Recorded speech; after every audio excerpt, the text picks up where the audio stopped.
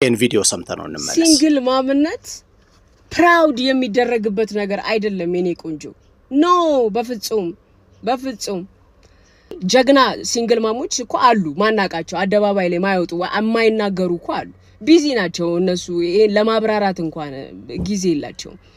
አብዛኛው ሴት ግን በተለይ ኢንተርቴይንመንቱ ላይ ያላችሁ ሴቶች ቢዝነሳችሁ ነው። ሲንግል ማምነን ብላችሁ ፕሮሞት ማድረጋችሁ ቢዝነሳችሁ ነው። አም አቬለብል ማለት ነው። በቃ አየሩ ላይ ያለው አባቴ ፒክ ማድረግ ትችላለህ ሁሉን ነገር ምናምን ለማለት ነው። ኦኬ ይበቃናል። ሙሉን ቪዲዮ ማዳመጥ ከፈለጋችሁ ወደ 8 ደቂቃ አካባቢ ነው። ሊንኩን ከስር አስቀምጬላችኋለሁ ኮሜንት መስጫ ሳጥኑ ላይ። ይህን ቪዲዮ ለመስራት የፈለኩት ለምንድን ነው? ድርሹ የሰራችሁ ቪዲዮ ስር ገብቼ ኮሜንቶቹን ሳነባቸው ሰው ሁሉ ተገዶ ነው ወደ ሲንግል ማምና ሲንግል ዳድነት የሚሄደው የሚል አይነት ድምዳሜ ላይ ደረሱ። በርከት ያሉ ኮሜንቶችን ስለተመለከትኩኝ ነው። እውነታው እንደዛ አይደለም። ሰዎች ሲንግል ማም ወይም ሲንግል ዳድ የሚሆንባቸው በጣም በርካታ ምክንያቶች አሉ። ሰብሰብ ስናረጋቸው እኔ በአራት ለመክፈል ሞክሬያለሁኝ። የመጀመሪያው ለአካለ መጠን ሳይደርሱ ወይም ደግሞ ያለ ዕድሜ የሚደረግ መውለድ ነው። ለምሳሌ ዩኤንኤፍፒ ያደረገውን 2022-2023 አካባቢ የተደረገ ጥናት ነው ይህንን የምነግራችሁ። ወይም በወሰደው ስታቲስቲክስ መሰረት 30% የሚሆኑት ደግሞ እናቶች የወለዱት እድሜያቸው ከ15 እስከ 19 ባለው መካከል ላይ ነው። ይሄ ማለት እንግዲህ የወጣትነት ስሜታቸው ገፋፍቷቸው ስሜታቸውን ለማርካት ብለው ባደረጉት ጥንቃቄ የጎደለው ሩካቤ የተወለዱ ልጆች ናቸው። እነዚህ እናቶች አሁን ሲያሳድጉ የሚጠሩበት ስም ምንድነው? ሲንግል ማም ነው። ስለዚህ እነዚህ በትዳር ተበድለው ነው ማለት አያስኬድም። በጣም ትልቅ ቁጥር ነው። ሁለተኛው ምክንያት ያው ትዳር ውስጥ ከተገባ በኋላ ሰዎች ፍች ሲፈጽሙ በፍቹ ምክንያት የሚኖር ለብቻ ልጅን የማሳደግ ግዴታ፣ እሱን ሲንግል ማም ወይም ሲንግል ዳድ እንለዋለን። ለምን ሰዎች ትዳር ውስጥ ከገቡ በኋላ ፍች ይፈጽማሉ? ምክንያቶቹ እንደምታውቁት እልፍ ናቸው።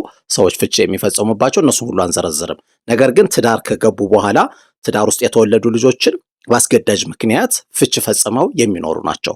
ሶስተኛውና ዛሬ እያነጋገረን በአብዛኛው የሚገኘው የሲንግል ማም ወይም የሲንግል ዳድነት ምክንያት ግን በፈቃድ ላይ የተመሰረተ ከትዳር ውጭ ልጅን መውለድ ነው። ይህ ማለት በአካል፣ በእድሜ፣ በአስተሳሰብ፣ በፋይናንስ ሁኔታ ለማግባት የሚችሉበት ሁኔታ ውስጥ እያሉ ያንን ባለመፈለግ ከትዳር ውጭ ልጅ ለማግኘት ብቻ ብለው የሚወልዱ ናቸው። እንደምታውቁት በአብዛኛው ሲንግል ማም ወይም ሲንግል ዳድ የሚገኘው በከተማው አካባቢ እንደሆነ ይታወቃል።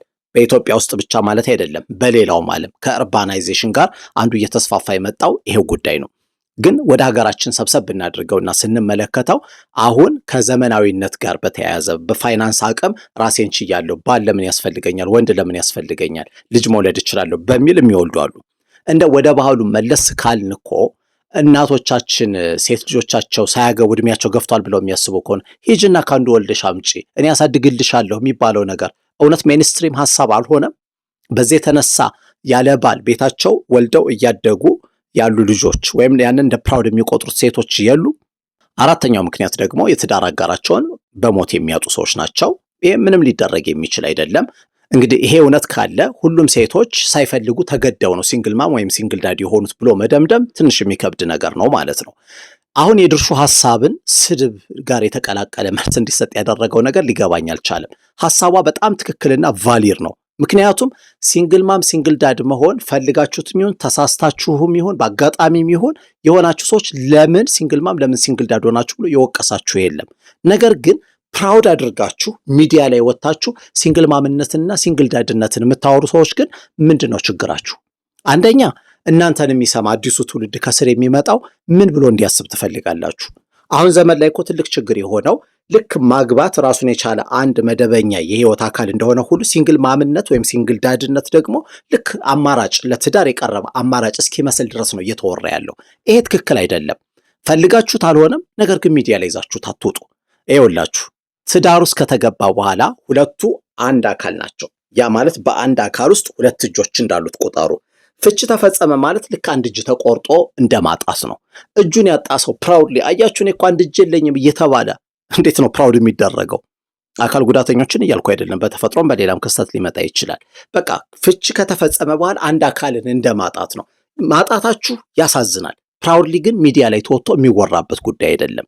ስለዚህ በዚህ ወቅት ውስጥ ለምትገኙ ሰዎች አዎ ጀግና አባት ጀግና እናት ናችሁ፣ ልጆቻችሁን እያሳደጋችሁ ነው ያላችሁት።